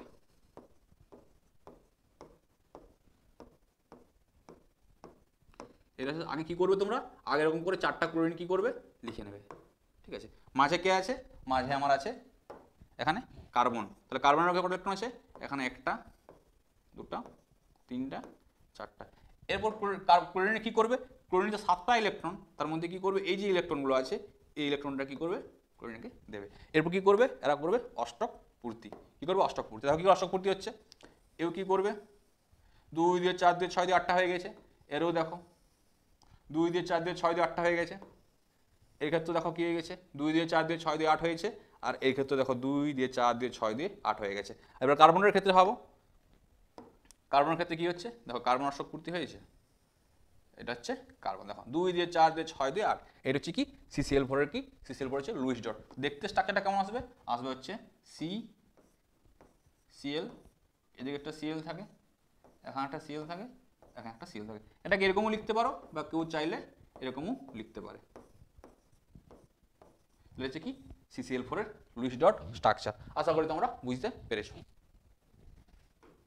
তারপরের কোশ্চেন দেখো কি বলেছে, পুরানো তৈলচিত্রের বর্ণ কালো হয়ে যায় কেন, সমীকরণ সহ লিখো। পুরানো তৈলচিত্রের মধ্যে কে থাকে, থাকে PbO, লেড অক্সাইড থাকে। কে থাকে, লেড অক্সাইড থাকে। যেহেতু এখন লেড অক্সাইড থাকে, যে PbO থাকে লেড অক্সাইড। এবার লেড অক্সাইড কি হয়, ওই বাতাসে থাকে না, বাতাসে হাইড্রোজেন কি থাকে, সালফাইড থাকে, H2S থাকে। H2S কি করে, ওই লেড অক্সাইডের সাথে রিঅ্যাকশন করে কি উৎপন্ন করে, PbS। PbS এর ব্ল্যাক কালারের কি হয়, ব্ল্যাক কালার অধক্ষেপ পাওয়া যায়। ব্ল্যাক কালারটা কি হয়, অধক্ষেপ পাওয়া যায়, একটা আস্তরণ তৈরি হয়। তাহলে রিঅ্যাকশনে দেখো PbO প্লাস H2S থেকে কি হচ্ছে, PbS কালো কালার অধক্ষেপ আমরা দেখতে পাই। ওই জন্য কি হয়, ওই জন্য পুরনো তৈলচিত্র কি হয়ে যায়, কালো হয়ে যায়। বোঝা গেল, এটার সমীকরণ আর এটার ব্যাখ্যা।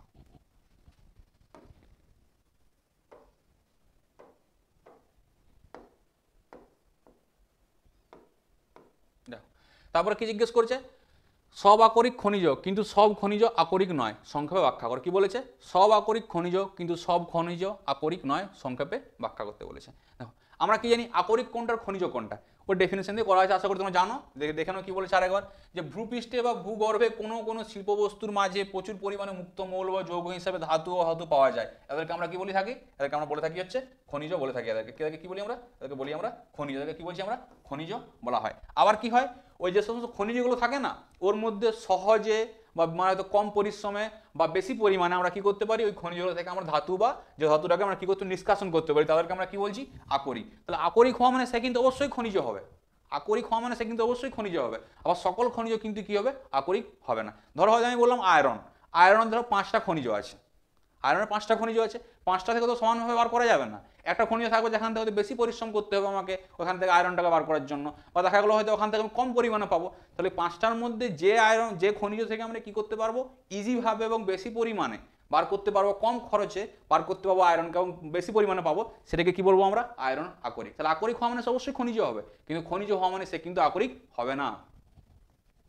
এরপর দেখো জিজ্ঞেস করেছে কি, থার্মিট মিশ্রণ। কি জিজ্ঞেস করেছে আমাকে, যে থার্মিট মিশ্রণ, যে থার্মিট মিশ্রণ কি, থার্মিট মিশ্রণ কোনটাকে বলছি আমরা, দেখো থার্মিট মিশ্রণ বলছি আমরা যে কি হয়, 3 ভাগ ওজনের Fe2O3 এর সাথে কি করি, 1 ভাগ ওজনের যে আমরা যদি অ্যালুমিনিয়ামের মিশ্রণকে আমরা কি বলি, থার্মিট মিশ্রণ বলে থাকি। 3 ভাগ ওজনের Fe2O3 এর সাথে 1 ভাগ ওজনের অ্যালুমিনিয়াম মিশ্রণকে আমরা থার্মিট মিশ্রণ বলে থাকি। বলছে এটি উচ্চ উষ্ণতায় উত্তপ্ত করলে কি ঘটে, সমীকরণ সহ লিখো। দেখো উচ্চ উষ্ণতায় কি হয়, মিশ্রিত মিশ্রণ, উচ্চ উষ্ণতায় কি করে, যে মিশ্রণে থার্মিট মিশ্রণে কি করে, গলিত লোহা উৎপন্ন করে। মানে কি হয়, গলিত লোহা, যেটাকে আমরা কোথায় কাজে লাগাই, ওই যে ট্রেন হয় না, ট্রেনে যখন ফাটল লেগে যায়, ওই ফাটল জোড়া লাগানোর জন্য আমরা কি করি, এই থার্মিট মিশ্রণকে ওখানে ইউজ করে থাকি। রিঅ্যাকশনটা কি হয়ে থাকে, Fe2O3 + 2L থেকে কি হচ্ছে Al2O3 + 2Fe, আর এখান থেকে প্রচুর পরিমাণে তাপ উৎপন্ন, যে তাপ কি করে, এই যে আয়রনটা উৎপন্ন হয়েছে না, ওটাকে গলিয়ে রাখে পুরো, ওই জন্য আমরা গলিত আয়রন পাই বা গলিত লোহা আমরা পাই। তারপরের কোশ্চেন দেখো, মিথেন, ইথিলিন ও ইথাইল অ্যালকোহল যৌগ তিনটির মধ্যে কোনটি ব্রোমিনের লাল বর্ণকে বর্ণহীন করে। তাহলে কে দেওয়া আছে এখানে, আছে আমার মিথেন CH4, ইথিলিন মানে CH2 ডবল বন্ড CH2, আর কে আছে ইথাইল অ্যালকোহল মানে আছে CH3 CH2OH। বলছে তিনজনের মধ্যে কে কি করবে, তিনের মধ্যে কোনটি ব্রোমিনের লাল বর্ণকে বর্ণহীন করবে, আর সমীকরণও দিতে বলেছে। দেখো CH4 এর সঙ্গে যখন আমরা কি করি, Br2/H2O, এ কিন্তু কোনো রিঅ্যাকশন করে না। এখানে যদি আমরা কি করি, Br2/H2O যোগ করি, তাহলে কি হয়, এই দুটো Br, একটা কার্বন একটা কার্বনে কি হয়ে যায়, যোগ হয়ে যায়, তাহলে কি উৎপন্ন হয়, CH2 Br।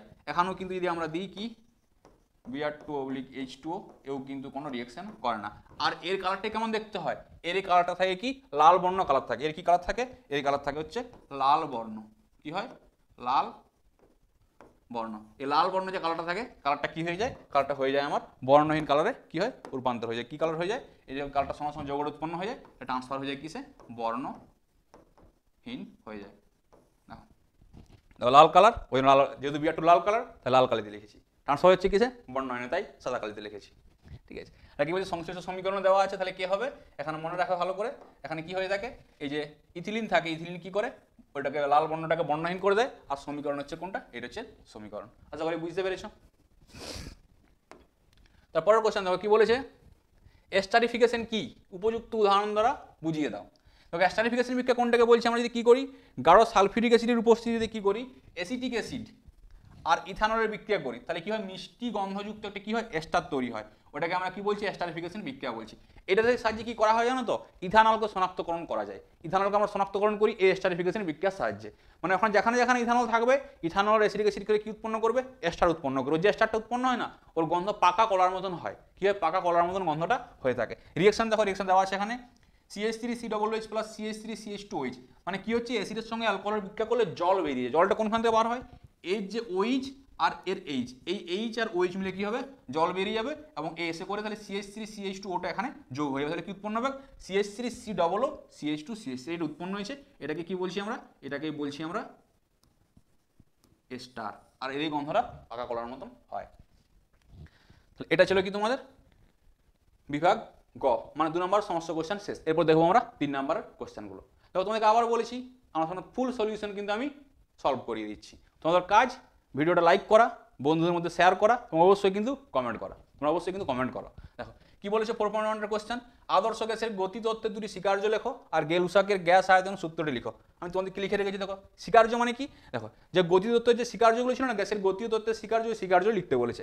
প্রথমত মনে রাখবো, যে কোনো গ্যাস কি দিয়ে তৈরি হয়, অনেকগুলো অনুসংখ্যা দিয়ে তৈরি হয়, গ্যাসের অণু দিয়েই গ্যাসটা তৈরি হয়। দ্বিতীয় কি বলেছে, যে অণুগুলো আছে না, অণুগুলোর মধ্যে কোনো আকর্ষণ বা বিকর্ষণ কোনো বল থাকবে না।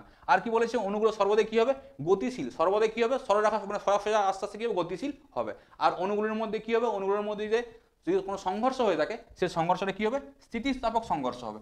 মানে সংঘর্ষের আগে আর সংঘর্ষের পরে কি হবে, ওর ভরবেগ সেম কিন্তু থাকবে। এটা হচ্ছে কি স্বীকার্য। গেলুসাকের গ্যাস আয়তন সূত্র এখানে দেওয়া আছে, লিখে নিতে পারো, তোমাদের বইও দেওয়া আছে, কোনো অসুবিধা নেই, করতে পারবে। চলেছে আমাদের 1 নম্বর কোশ্চেন। দেখো তারপরের কোশ্চেন কি বলেছে, তারপরের কোশ্চেন বলেছে একটা অঙ্কটা কি দিয়েছে দেখো, বলছে উত্তপ্ত লোহার উপর দিয়ে স্টিম চালনা করলে ফেরোসফেরিক অক্সাইড ও হাইড্রোজেন উৎপন্ন হয়। এক্ষেত্রে 8 মোল হাইড্রোজেন উৎপন্ন করতে কত গ্রাম Fe প্রয়োজন হবে। দেখো তাহলে আমাকে রিয়েকশন জানতে হবে। কি বলেছে, উত্তপ্ত লোহা মানে Fe এর সাথে কার রিয়েকশন করছি, স্টিম মানে হচ্ছে H2O, তাহলে কি উৎপন্ন হবে, এখন উৎপন্ন হবে Fe3O4 প্লাস H2 উৎপন্ন, হাইড্রোজেন উৎপন্ন হয়। আমাকে ব্যালেন্স করতে হবে। তাহলে এখানে যদি 3 দিই, এখানে যদি 2 দিই, তাহলে কত হচ্ছে, 2 দুগুণে এখানে 4 দিতে হবে। এখানে যদি 4 দিই, 4 দুগুণে 8, আর হচ্ছে 4টা অক্সিজেন মানে ঠিক আছে, 4 দুগুণে 8 মানে এখানে কত হবে, এখানেও 4 হয়ে যাবে। দেখো এখানে ব্যালেন্স হয়ে গেছে, বোঝা গেল আশা করি। তাহলে এটা হচ্ছে, আর এই অঙ্ক করার সময় সিস্টেম কি দেখো, অঙ্কটা করা যখন এই টাইপের অঙ্কগুলো দেয় না, রাসায়নিক গণনা, এই চ্যাপ্টার অঙ্কগুলো প্রচুর লোক ঘাবড়ে যায়। ঘাবড়ানোর কিছু নেই, অঙ্কগুলো সহজ। কি করতে হবে দেখো ভালো করে, তোমাকে রিয়েকশনে আনতে হবে, এইটুকুন শুধু কাজ, আর কিছু কাজ না। যে এর সাথে একে মেশালে এটা উৎপন্ন হচ্ছে, রিয়েকশনটা যদি আনতে পেরেছো তাহলে কিন্তু কাজ হয়ে যাবে। রিয়েকশনটা লিখে তোমাকে ব্যালেন্স করতে হবে, তারপরে দেখবে কি ইনফরমেশন দেওয়া আছে। দেখো আমি স্টেপ বাই স্টেপ কি করছি, আমি রিয়েকশন লেখা হয়ে গেছে, এরপর কাজ কি করবো আমরা, বলেছি উত্তপ্ত লোহার উপর দিয়ে, আর তোমাকে বলে দেবে ওরা কথায় কিন্তু যে এইটা হচ্ছে রিয়েকশন। অনেক সময় কি করে জানো তো, রিয়েকশনটা ডিরেক্ট দিয়ে দেয়। রিয়েকশন দিলে তো কোনো অসুবিধা নেই, তোমার ভালো হয়। রিয়েকশন যদি নাও দেয়, ওরা কিন্তু কথা আকারে লিখে দেবে যে আমরা কি করেছি, লোহার উপর দিয়ে স্টিম চালনা করেছি, তবে কি উৎপন্ন হয়েছে আমার Fe3O4 আর হাইড্রোজেন উৎপন্ন হয়েছে। এখন বলে দিয়েছেন। এরপরে বলেছে যে 8 মোল হাইড্রোজেন উৎপন্ন করতে আমাকে কত গ্রাম Fe প্রয়োজন। তাহলে এখন কত মোল উৎপন্ন হচ্ছে আমার, এমনিতে আমরা রিয়েকশনে কি দেখতে পাচ্ছি, যে 3 মোল Fe থেকে আমরা পাচ্ছি 4 মোল হাইড্রোজেন, তাই তো, এটা পাচ্ছি আমরা। আমাকে বলেছে কি, আমাকে বলেছে যে 8 মোল উৎপন্ন করতে হবে, কত মোল, 8 মোল উৎপন্ন করতে হবে হাইড্রোজেন। তাহলে আমি দেখো এখান থেকে লিখতে পারি, তো Feর ক্ষেত্রে বলে দিচ্ছে কত, দেখো 56, তাহলে লিখতে পারি যে 3 গুণিত 56 মানে কত, 3 ছক 18, 3 5 15 16, 168 গ্রাম। এত গ্রাম আয়রন থেকে কত মোল পাচ্ছি আমরা, 4 মোল হাইড্রোজেন গ্যাস পাচ্ছি না আমরা, 4 মোল হাইড্রোজেন গ্যাস পাচ্ছি তো, 168 গ্রাম থেকে কত মোল পাচ্ছি আমরা, 4 মোল। আমাকে উৎপন্ন করতে হবে কত মোল বলেছে, 8 মোল। তো উল্টে দেবো ব্যাপারটা, যে 4 মোল পাওয়ার জন্য লাগে 168 গ্রাম। 8 মোলের জন্য কত লাগবে, 168 গুণিত 8/4, 2 সমান হচ্ছে 8 দুগুণ 16, 16 থাকে 1, 16 দুগুণ 32 থেকে 33, তাহলে 336 গ্রাম আয়রন ব্যবহার করলেই হয়ে যাবে। দেখো সিম্পল অঙ্ক হয়ে গেল, জাস্ট ইকুয়েশনটা লিখে, তারপরে ক্যালকুলেশনটা কিন্তু ইজি। আর অনেক সময় ইকুয়েশন লিখতে একটু কষ্ট হয়। ইকুয়েশন তোমরা মনে রাখবে, তোমাদের দেখবে এই চ্যাপ্টার বইয়ের শেষে কিন্তু অনেক ইকুয়েশন দেওয়া আছে, ওই ইকুয়েশন ভালো করে একটু মনে রাখবে তোমরা। তারপরের কোয়েশ্চন দিয়েছে, কি বলেছে, যে 7 গ্রাম হাইড্রোজেন গ্যাস প্রস্তুত করতে কত গ্রাম অবিশুদ্ধ জিঙ্ক প্রয়োজন। তাহলে আমাকে দেখতে হবে যে জিঙ্ক থেকে হাইড্রোজেন প্রস্তুত করা যায়, আমাকে এরকম একটা রিয়েকশন লিখতে হবে। তো জিঙ্ক থেকে হাইড্রোজেন গ্যাস কী করে প্রস্তুত করি আমরা, দেখো Zn প্লাস H2SO4, এখান থেকে হয় কি আমার ZnSO4 প্লাস H2, এটা আমার রিঅ্যাকশন, দেখো কটা রিঅ্যাকশন কিন্তু ব্যালেন্স করা আছে, হাইড্রোজেন সংখ্যা, অক্সিজেন সংখ্যা, সালফার সংখ্যা, জিঙ্ক সংখ্যা সব সমান আছে। তাহলে আমি কি দেখতে পাচ্ছি এখান থেকে, যে জিঙ্ক কত আছে, এটা 65.5 গ্রাম। এখান থেকে কত গ্রাম পাচ্ছি আমরা, হাইড্রোজেন একটা হাইড্রোজেন 2 হলে একটা হাইড্রোজেন 1, H2 মানে 2 গ্রাম হবে।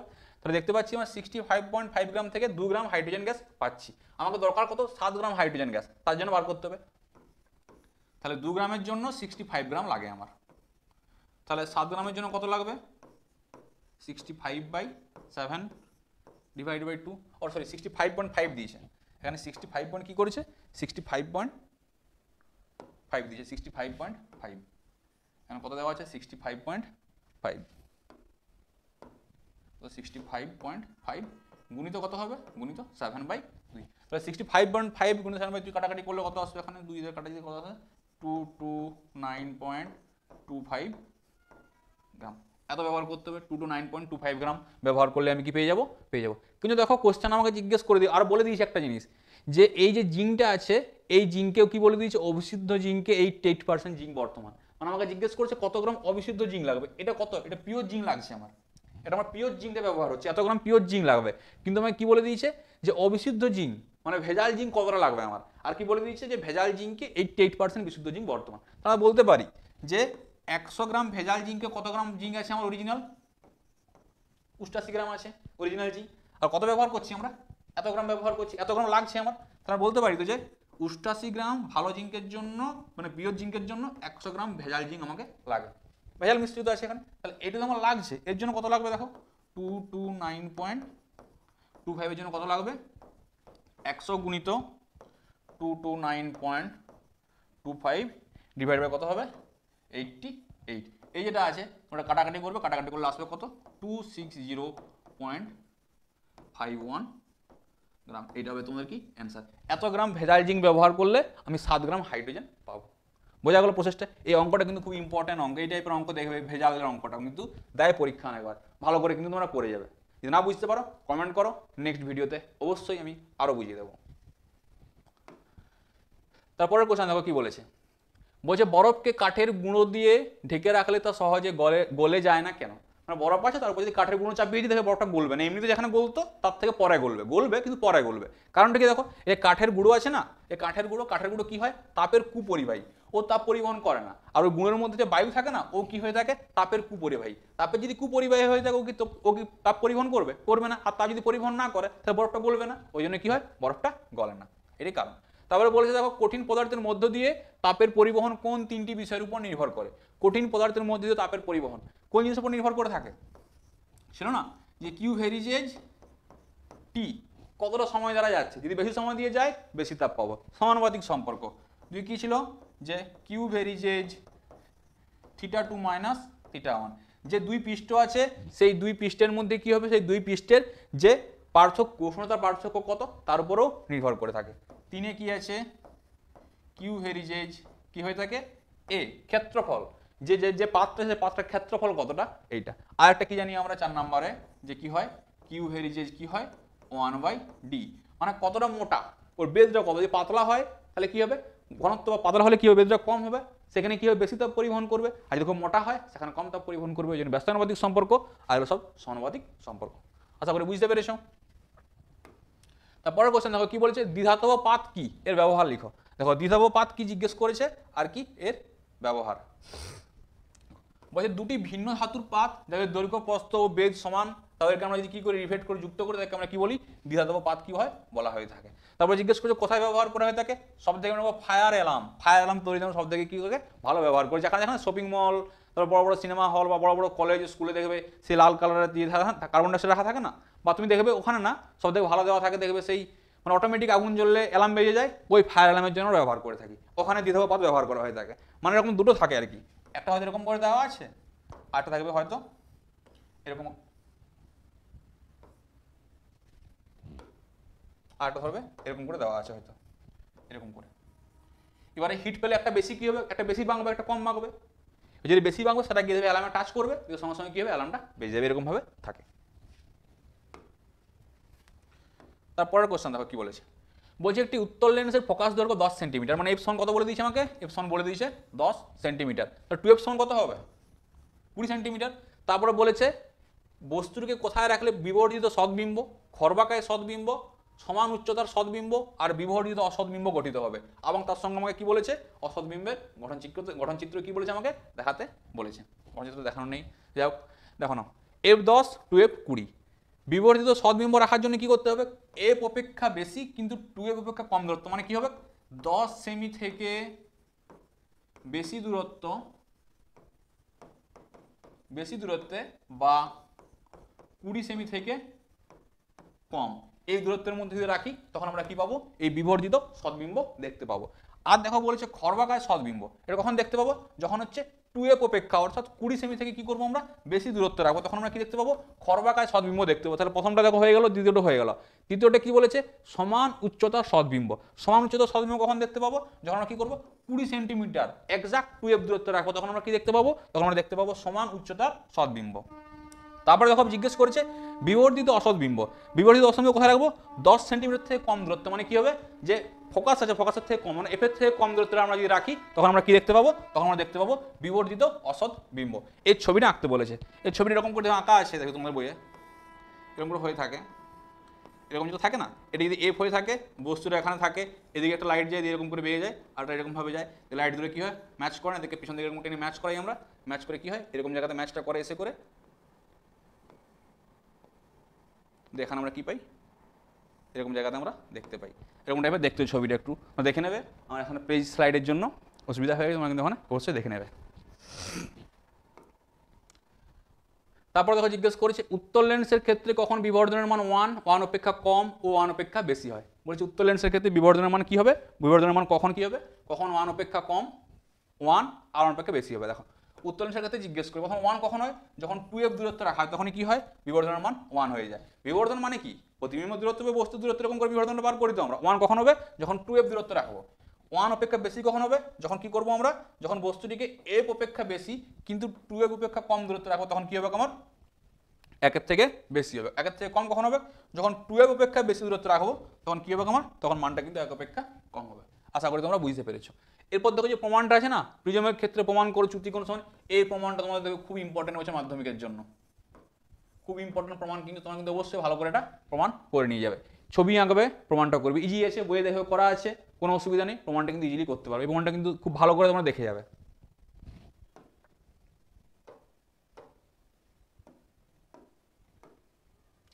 তারপরের কোশ্চেন দেখো কি বলেছে, যে একটি বাল্বের রেটিং লেখা আছে 220 ভোল্ট 100 ওয়াটের অর্থ কি।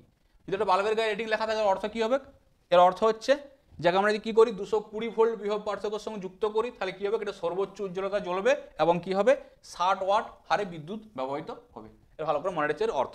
তার উপরে একটা অঙ্ক দেওয়া আছে, অঙ্কটা কি বলেছে, যে তারের মধ্যে যে তড়িৎ প্রবাহ 1 মিনিট যাচ্ছে আর 5 মিনিট যাচ্ছে, তাহলে তাপের পরিমাণ জিজ্ঞেস করে। আমরা ফর্মুলা কি জানি, H সমান I² RT হচ্ছে ফর্মুলা, বোঝা গেল। তাহলে 1 নম্বরের জন্য কি হবে, H1 সমান, দেখো তারের মধ্যে তো প্রবাহ মাত্রা একই, মানে I1 এর মান ফিক্সড, আর যেহেতু তারটা একই প্রকারের দুটি তার, তাহলে ওর মধ্যে কি হবে R2 ফিক্সড হয়ে যাবে, তাহলে কি হবে T1।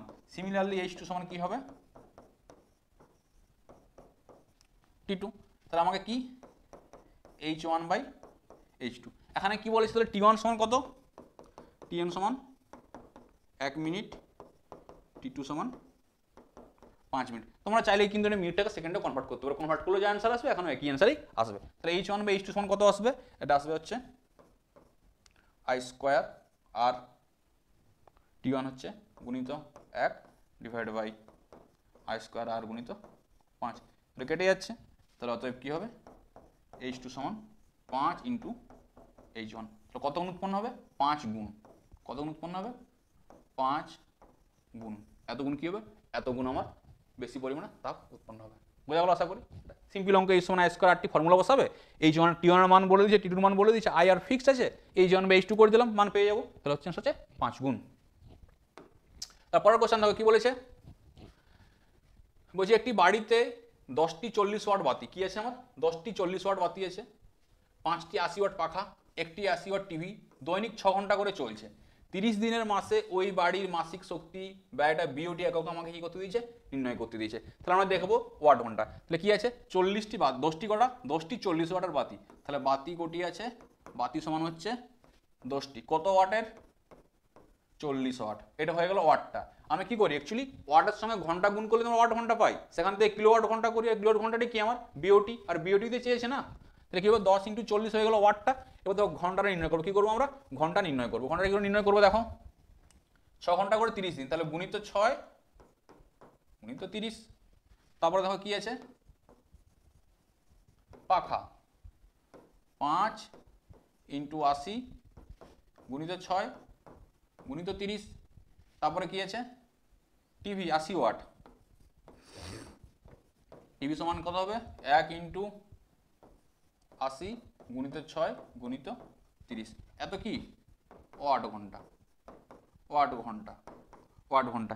এটা মান পাবো আমরা, এটাতে গুণ করো কত আসবে 400, আর 400 আর 3 × 18, তাহলে এটা হচ্ছে 400 400 2400, 2400 3 হচ্ছে 7200, হাতের সঙ্গে 0। এখানে ঠিক আছে 3 × 18, 5 × 8 = 40, 4 × 72, এখানে হবে 7 2, আর এখানে হবে কত 8, আচ্ছা 8 3 × 18 80, 3 8 = 24 গুণিত 6, 24 সঙ্গে 6 গুণ করো, 4 × 24 = 4, আচ্ছা থাকে 2,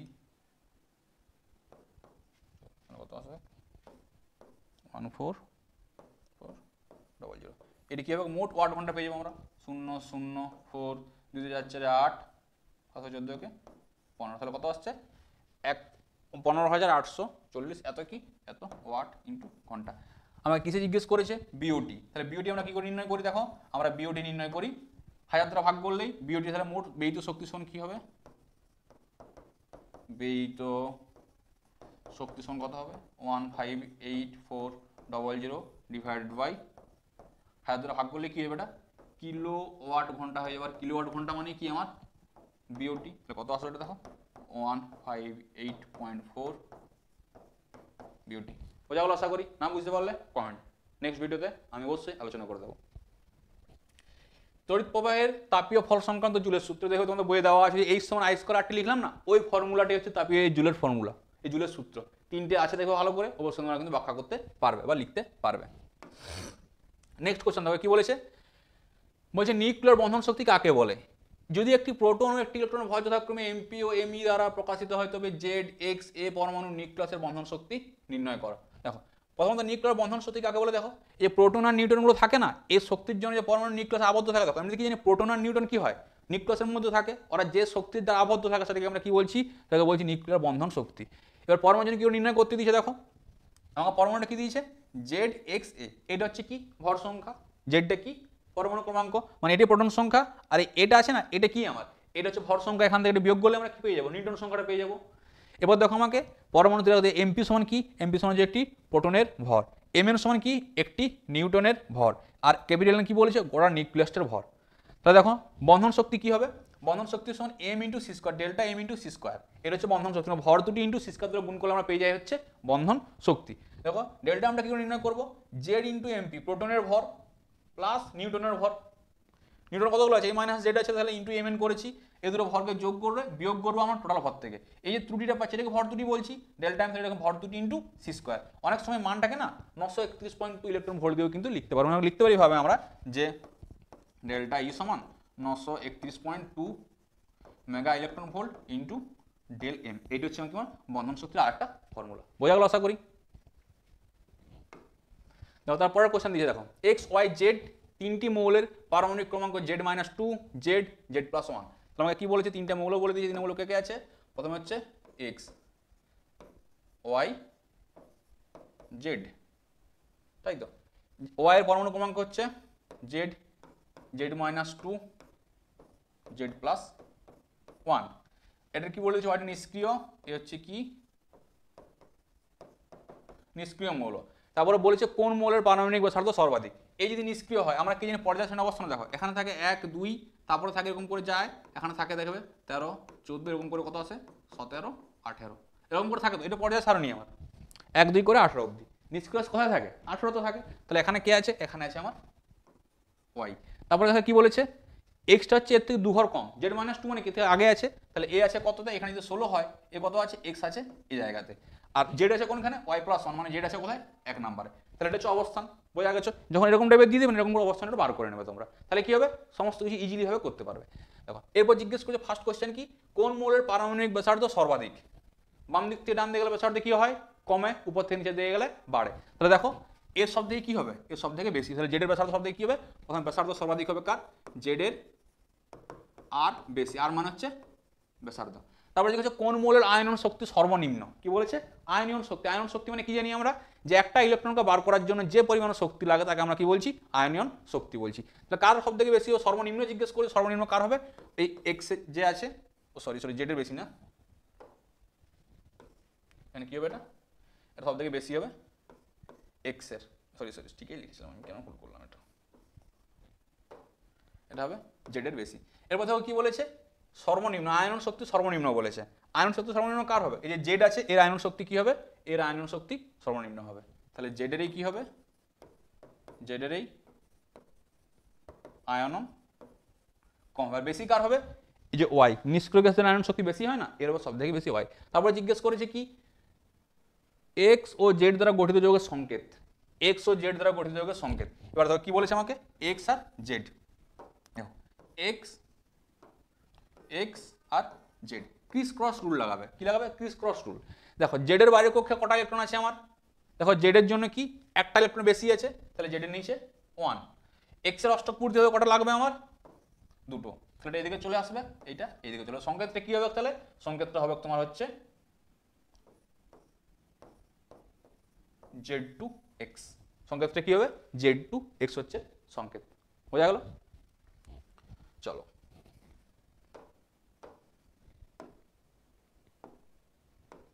তারপরের কোশ্চেন দেখো কি বলেছে, লুইস ডট পদ্ধতিতে ম্যাগনেসিয়াম ক্লোরাইডের গঠন সংকেত। ম্যাগনেসিয়াম ক্লোরাইড মানে হচ্ছে MgCl2। তারপরে অধ্রুব দাবকের নাম দেখো, MgCl2 গঠন সংকেত। ম্যাগনেসিয়ামের বাইরের কক্ষে কটা ইলেকট্রন থাকে, 12টা ইলেকট্রন, মানে 2,8,2। এটা হচ্ছে এর ইলেকট্রন বিন্যাস, মানে দুটো ইলেকট্রন বেশি আছে।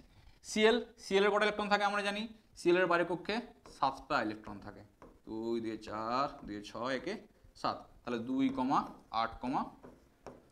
এটা হচ্ছে কার, Cl এর ইলেকট্রন বিন্যাস। তাহলে দেখো এর দুটো এক্সট্রা আছে, দুটো এর কটা দরকার, একটা দরকার, তাহলে কি করবে, এই দুটো ইলেকট্রন দুটো ক্লোরিনকে দেবে। তাহলে ইলেকট্রন বিন্যাসটা কেমন দেখতে হবে তখন এর ক্ষেত্রে আমরা যদি করি, তাহলে ম্যাগনেসিয়াম এই দুটো ইলেকট্রন রাখবো, এদিকে একটা রাখবো, এদিকে একটা রাখবো। ও কি করবে, এইদিকে যে Cl থাকবে, Cl, আর এখানে যে Clটা থাকবে, ও কি করবে, এই যে Clটা আছে এই Clটা কি করবে, একটা Clকে, এই Clটাকে এই ইলেকট্রনটা দেবে, আর এই Clকে এই ইলেকট্রনটা দিয়ে দেবে। তাহলে কি উৎপন্ন হবে, দুজনেই কি হবে, মাঝে যোগ হবে। তাহলে কি উৎপন্ন হবে এখান থেকে, এখন উৎপন্ন হবে অ্যাকচুয়ালি আমার Mg2+। এক্ষেত্রে ইলেকট্রন বিন্যাস কি দেখো, 2,8, আর দেখো কি হয়ে গেছে, Cl2 Cl-। ইলেকট্রন বিন্যাস কি হয়ে গেছে, 2,8,8। দেখো যোগ উৎপন্ন করবে কি, উৎপন্ন করবে Mg(Cl2) প্লাস হবে মাঝে Mg(Cl2). এটি ছিল কি, এটি ছিল এর গঠন। তারপরে দেখো জিজ্ঞেস করছে এটি অধ্রুবীয় দাবকের উদাহরণ। কি জিজ্ঞেস করেছে, অধ্রুবীয় দাবক। অধ্রুবীয় দাবকের উদাহরণ আমাকে জিজ্ঞেস করেছে, যে অধ্রুবীয় দাবকের উদাহরণ কি হবে। অধ্রুবীয় দাবক, দেখো অধ্রুবীয় দাবকের উদাহরণ হচ্ছে কি, এখানে বেঞ্জিন। বেঞ্জিন হচ্ছে কি অধ্রুবীয় দাবকের উদাহরণ। আর ধ্রুবীয় দাবক জিজ্ঞেস করলে কি হতো, জল। জল হচ্ছে কি, জল হচ্ছে ধ্রুবীয় দাবক।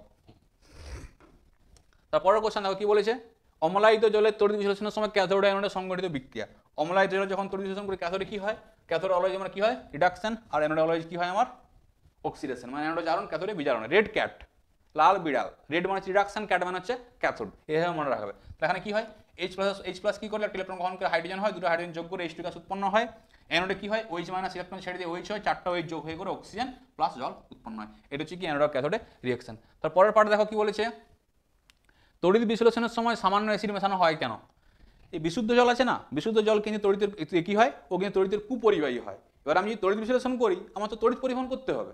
এরপর বিশুদ্ধ জল যদি তড়িতের কুপরিবাহী হয় তাহলে সে তড়িৎ পরিবহন করতেই পারবে না। ওই জন্য আমরা কি করি, বাইরে থেকে একটু অ্যাসিড মিশিয়ে দিই। অ্যাসিড মেশালে কি হবে, অ্যাসিডের কি, অ্যাসিড বিয়োজন হয়। অ্যাসিডের বিয়োজন হয়ে কি উৎপন্ন করে, আয়ন উৎপন্ন করে। এবারে ওই আয়ন যেগুলো থাকে না তারা কিন্তু তড়িৎ পরিবহনটা করে। ওই জন্য আমরা যখন জলের তড়িৎ বিশ্লেষণ করি আমরা কি করি, ওখানে অ্যাসিড মিশিয়ে দিই।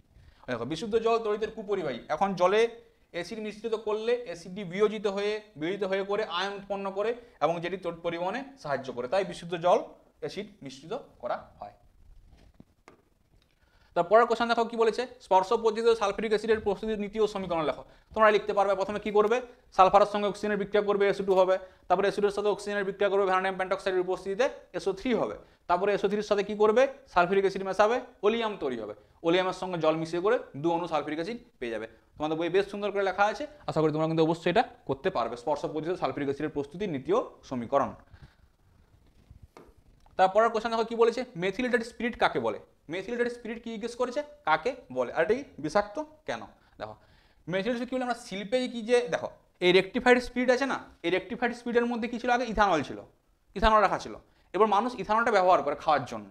এখন দেখো রেকটিফাইড স্পিরিটে ইথানলের পরিমাণ বেশি, তাহলে বাজার থেকে কি করতো, এমনি মদ না কিনে রেকটিফাইড স্পিরিট কিনে মানুষ জল মিশিয়ে করে খেত, তাহলে ওটাতে হলে অসুবিধা হয়ে যাচ্ছে, তখন কি করলো মানুষ ওটাকে পানের অযোগ্য করার জন্য, যাতে ওটাকে পান না করতে পারে, ওই জন্য রেকটিফাইড স্পিরিটে কি করেছে, ওখানে মিথানল যোগ করে দিয়েছে। ইথানলকে মানুষ খায় কিন্তু মিথানলকে খেতে পারে না, কেন, কারণ মিথানল বিষাক্ত হয়ে থাকে, ওই জন্য মিথানলকে খাওয়া যায় না। তাহলে মিথানল আর সামান্য পরিমাণে পিরিডিন আর ন্যাপথা মিশিয়ে দেওয়া হলো, এগুলো মিশিয়ে দিলে কি হবে, একটা উদ্ভট গন্ধ তৈরি হবে আর বিষাক্ত হয়ে যাবে, তখন আর মানুষ কি করলো, রেকটিফাইড স্পিরিটকে কিন্তু খেতে পারলো না, ওই জন্য কি, আর এইটাকে বলছে যে মিশিয়ে যে দ্রবণটা তৈরি করা হলো তাকে বলছি আমরা মিথিলেটেড স্পিরিট। তাহলে মিথিলেটেড স্পিরিট কোনটা, এই রেকটিফাইড স্পিরিট, মিথানল, পিরিডিন আর ন্যাপথার মিশ্রণকে আমরা কি বলছি, মিথিলেটেড স্পিরিট। এটা বিষাক্ত কেন, প্রথম কথা হচ্ছে মিথানল রাখা আছে, মিথানল মানে বিষাক্ত, মিথানল খেলে মানুষ মারা যায়, ওই জন্য হয় না যেগুলো সে দেখবে চলাই মদ যেখানে উৎপন্ন হয়, ওরা তো উৎপন্ন করে, ওরা তো হিট মেনটেন করতে পারে না, যখন ওরা গুড়টাকে পুড়িয়ে করে উৎপন্ন করে না অ্যালকোহলটাকে, মিথানল ইথানল একসঙ্গে দুটো চলে যায়, হিটের একটু এদিক সেদিক গড়বড় হলে কি হবে, মিথানল ইথানল একসঙ্গে চলে যাবে, ওই জন্য ওইগুলো খেলে কি হয়, ক্ষতি করে থাকে। দেখো কি বলেছে, মিথিলেটেড স্পিরিটের মধ্যে কি হয়, বিষাক্ত অ্যালকোহল থাকে, বিষাক্ত অ্যালকোহল মিথানল থাকে, আর কি হয় 10 ভাগ পর্যন্ত প্রেজেন্ট থাকে, এখন কত ভাগ, 10 ভাগ, আর কি হয় স্বাদটাকে চেঞ্জ করার জন্য কি করা হয়েছে, এখানে দেখো কি করা হয়েছে, এখানে এই পিরিডিন আর ন্যাপথা এই দুটোকে মিশিয়ে দিলে স্বাদগুলো উদ্ভট হয়ে যায়, তখন মানুষ খেতে পারে না, ওই জন্য কি হয় এটা বিষাক্ত। তারপরের কোশ্চেন দেখো জিজ্ঞেস করেছে কি, একটি সরলতম হাইড্রোকার্বনের নাম, কার নাম, সরলতম হাইড্রোকার্বন, CH4 হচ্ছে সব থেকে সরলতম হাইড্রোকার্বন, এর নাম হচ্ছে কি, এর নাম হচ্ছে মিথেন। স্ট্রাকচার জানো তোমরা, একটা কার্বন চারদিকে একটা হাইড্রোজেন থাকে। তারপরে দেখো জিজ্ঞেস করছে এটির উপস্থিতি সিএনজি না এলপিজিতে বেশি, কমপ্লেক্স ন্যাচারাল গ্যাস না লিকুইড পেট্রোলিয়াম গ্যাস, কোনটাতে বেশি থাকে, সিএনজিতে কি থাকে বেশি থাকে, এখানে মনে রাখবে সিএনজিতে কি হয়, CH4 বেশি থাকে, এই সিএনজিতে মূলত বেশি থাকে প্রাকৃতিক গ্যাস, আর প্রাকৃতিক গ্যাসের মেন উপাদানই কে, মিথেন, তাহলে ওখানে কি হবে, সিএনজিতে CH4 বেশি থাকে।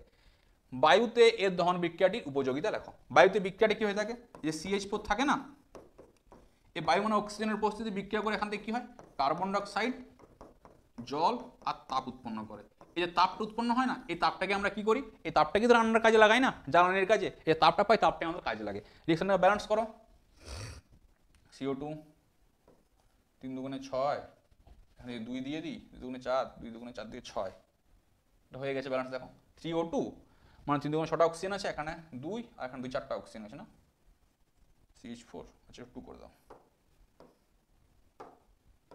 2 দুগুণে 4, দেখো CH4 প্লাস 2O2 2 দুগুণে 4, এখানে 2 আর এখানে 2 4, এখন 4টা হাইড্রোজেন রয়েছে, CH4 প্লাস 2 থেকে কি হচ্ছে CO2 প্লাস 2H2O প্লাস তাপ আমরা এখান থেকে পেয়ে যাই। এটা হচ্ছে কি আমার, এটা হচ্ছে দহন বিক্রিয়ার উপযোগিতা। দেখো আমাদের সেটা এখানে শেষ।